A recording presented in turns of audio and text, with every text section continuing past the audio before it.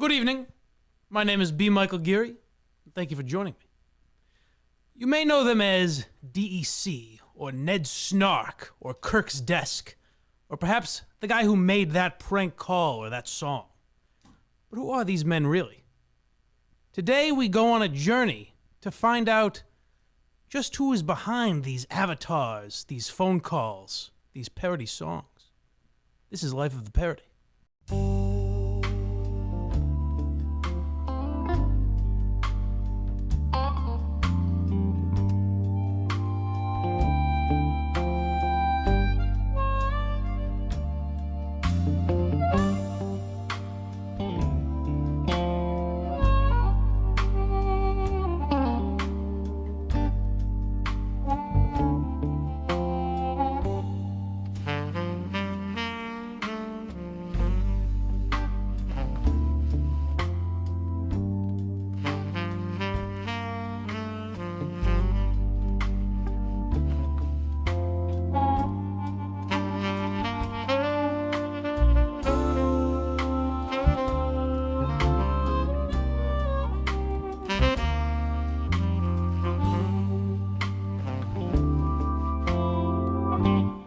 My guest today, you may know as the people behind Steve Murdered Me, McLean Is Your Home.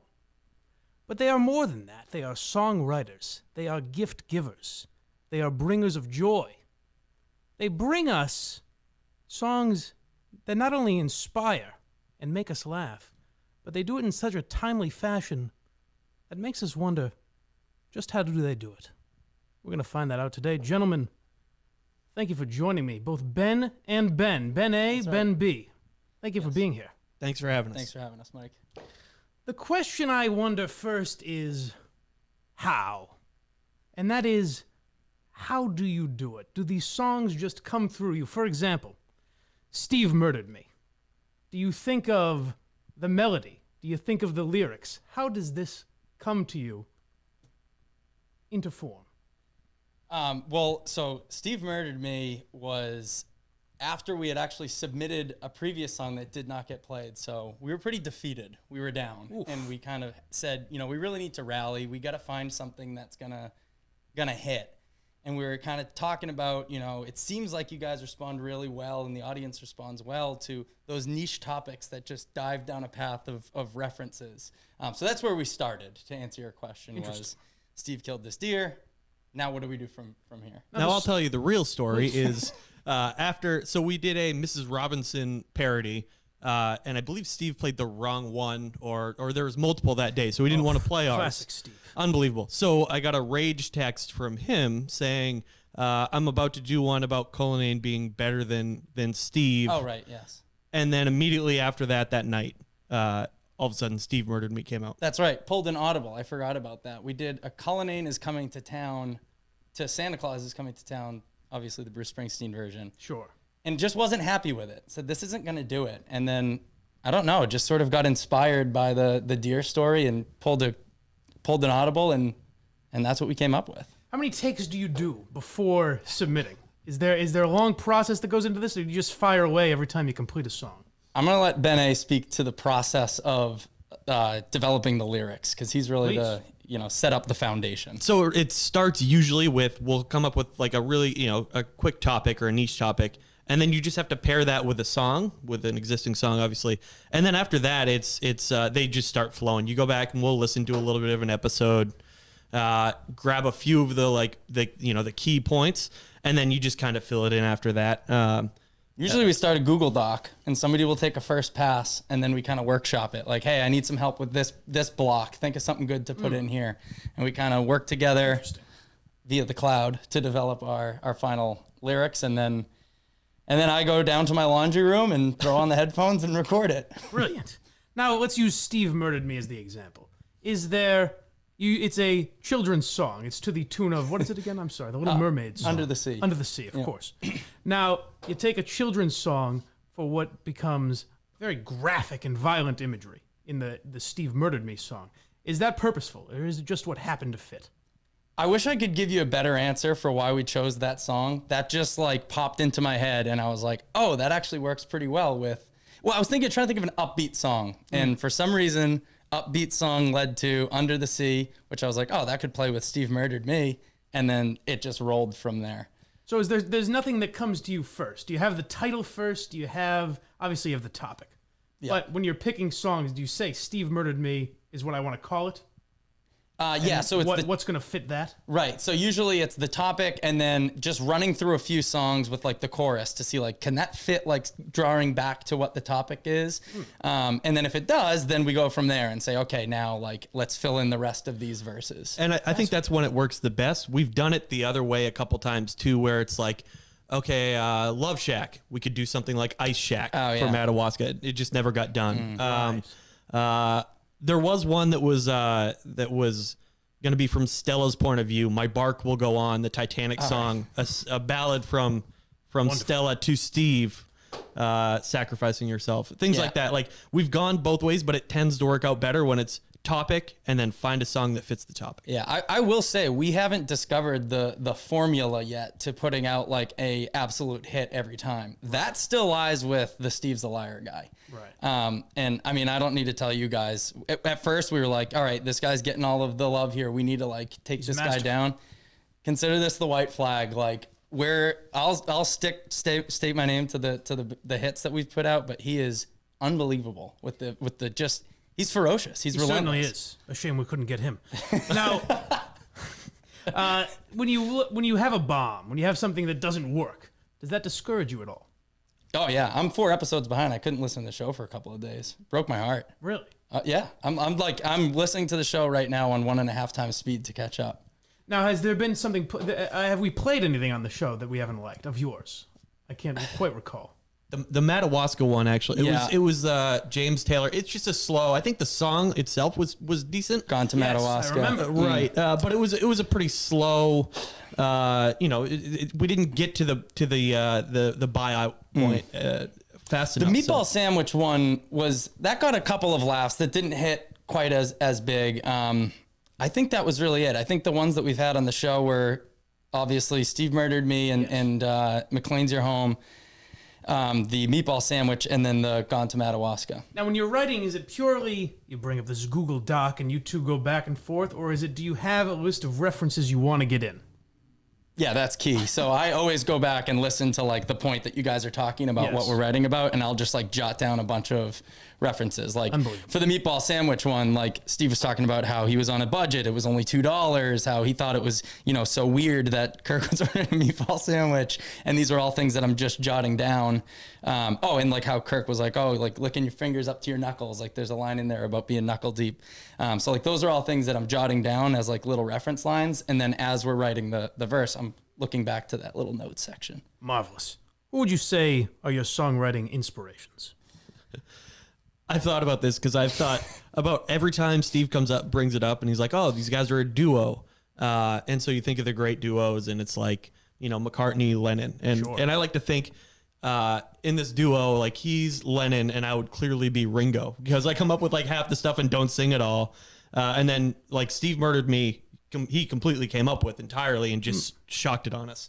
So that was a surprise hit. But yeah, who's the Ariel was huge.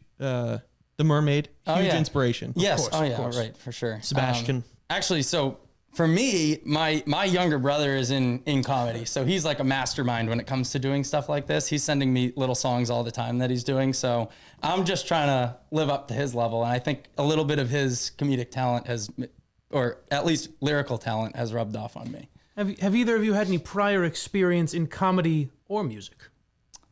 So I did musical theater in high school. You can tell. Why can you tell? I'm curious. Well, it just comes through in the songs, in the artistry, I believe. But continue, expand on that. So that's kind of like, if there's any showmanship there, that's where that was crafted and honed, was through my performance days of my high school musical career. And freshman year college. And you've a lot been of parody songs then. You don't seem to add much to this group. Absolutely not. Very little. So what is your role here? My role is I'll come up with a couple of the details, maybe a lyric or two, find the topic. and then leave it up to him, and then I email it to Steve usually. So that's the tough He part. coordinates everything. He's the glue. He holds this whole thing together. He makes sure it gets to the right people at the right time with the right message. I'm just the one who's cranking them out. Wonderful. Now, if I may The songs. backtrack for a moment, when did you two discover Kirk Minihane? Oh, I used to listen to Kirk back on EEI. So a good friend of mine, I wasn't listening to Kirk from the very beginning of when he wasn't the main, like before it was Kirk and Callahan. A good friend of mine is like Kirk from day one, and he was like, you have to start listening to Kirk and Callahan. It's unbelievable. So that's when I started listening every single morning, just on the drive into work or the commute to work. And then from there, when I heard he was going to Barstool, I was like super pumped. So then I've listened to every show since, except for the few that I'm still catching up on. And you, Ben? EEI, Barstool? When did you begin? I think I would listen, the last 2 or 3 years at EEI when I had to start driving to Waltham. So I would start listening there. I'd listen to about 15 minutes, and then I honestly, which is kind of Kirk's point, I would get sick of the radio stuff and turn it back over to like Pardon My Take or whatever. So then again, when he was joining Barstool, and really honestly, when it happened for me was the show like 2 or 3 weeks in when he just ripped Steve. I was like, wow. And then that one sent shockwaves because the through connection. the family. Yes, without a doubt. A seminal moment. It was. And so it just seemed, a lot more real at that point. It seemed like I was like, okay, this is cool. And there's some interaction. It really is, I think, and I think you guys have touched on it before, but the interaction with the fans is awesome. So to be able to like tweet something one day or send in a song one day, and then, you want to listen, a little bit more the next day, a little bit closer to see, hey, did they mention it? Did they throw the song in? How'd it go? Whatever. I think that is That's awesome. the fire You guys to do keep that. pumping them out. You guys do that better than anybody. Now, you're teaching me. I want to write a parody song. What should be my main focus? What is the one thing I should look at to write a successful parody? I think find like one of those niche topics that you guys talk about on the show, maybe for like 5 minutes with a lot of laughs, and then it kind of goes away. Because I think one of the key things is like bringing back the point, like the one you guys played today about Kirk's roommate. That one was unbelievable, right? Like Absolutely. It got huge reaction. And I think it's because it was something that you guys talked about. It was like hit on hard. It caused a lot of laughs, and then it sort of went away. And when you bring that back up, it seems to always get a good reaction. So that would be my number one piece of advice is the topic has to be sound. So you would say shock value, obscurity, topicality. And then find a talented friend. Wonderful. Fantastic. And you gentlemen have prepared an exclusive song for Life of the Parody. Is that correct? Yes, we have. So tell us about that. So again, speaking of what the advice that we just gave, one of the topics that you guys were talking about was Steve's choice of pornographic material and how he likes still images opposed to videos. So we did a song about that. Absolutely. Wonderful. If we could hear that, brought to you by Ben and Ben, here is that very song. Oh.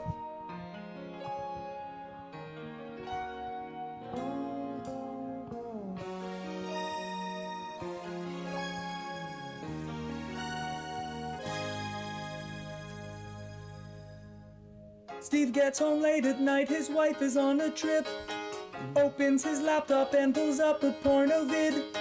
But something's wrong, this moving picture won't cut it. No! The movie buffers so the titties all go still. Steve feels a movement and begins to get a thrill. He goes to scroller and he smiles at the stills. No!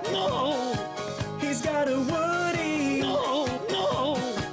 Looks at the landscapes. Video doesn't get Steve that hard.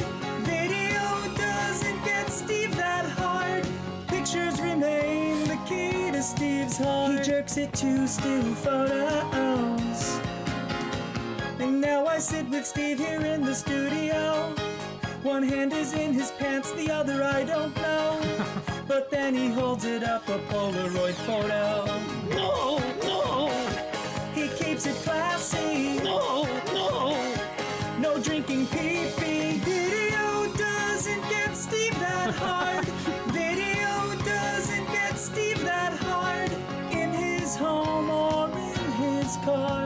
His favorite site is from the Renaissance. He jerks it to still photos. Steve jerks it to still photos. Masterful work, gentlemen. Masterful work. Brilliant, both editing and songwriting right there. Thank you. Thank you so much for that. Thank you. That Boys, was, is there anything else you would like the Minifans to know before you leave today? I don't know. I think just I know Kirk's been kind of down on the Minifans, so you know, us included. I think we just got to step it up. If that's what Kirky wants, that's what Kirky gets, right? Excellent. Well, boys, keep turning out the A+ material. That was Life of the Parody. I hope we learned a little bit about what goes into songwriting, but also what goes in to building a true Minifan and the work behind that. These gentlemen have done a lot to create content. What more can be done? That's for you folks to decide. Until next time, I'm B. Michael Geary, saying, we're all perfectly sane.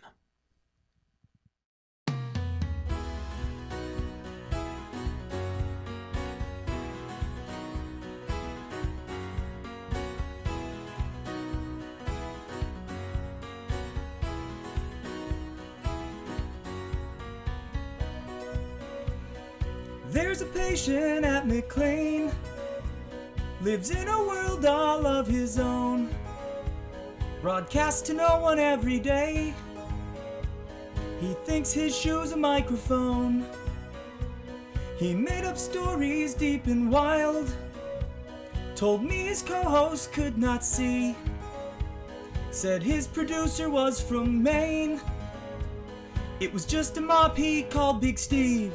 He would not believe us when we told him his mother and father had disowned him. Said Dave would go do-do-do-do-do. Kirk, I'd say, you're at McLean, this'll always be your home.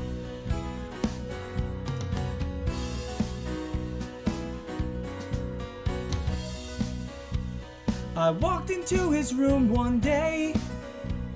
He was bundled up from head to toe. I asked him why he dressed this way. He said, ice fishing I must go. He jogged in place near every day. The only thing that calmed him down. Then dripping sweat he'd turn and say, some guy named Bob was going down. He truly believed he ran a podcast. He dialed prank calls into an old hat. Said Dave would go do-do-do-do-do. Hey, I'd say, you're at McLean, you're never going home. This is your home. There was a day he seemed upset. I witnessed something very strange. He closed his eyes and took a breath and jumped in front of his model train. Of all the anger I've observed, there was one thing I thought was great. From their bowl they made him smile. His two goldfish, Harry and Kate. Old Kirk was a handful and a menace. He challenged the mop to a game of tennis. Said Dave would go do-do-do-do-do. Kirk, I'd say, this is McLean, it will always be your home.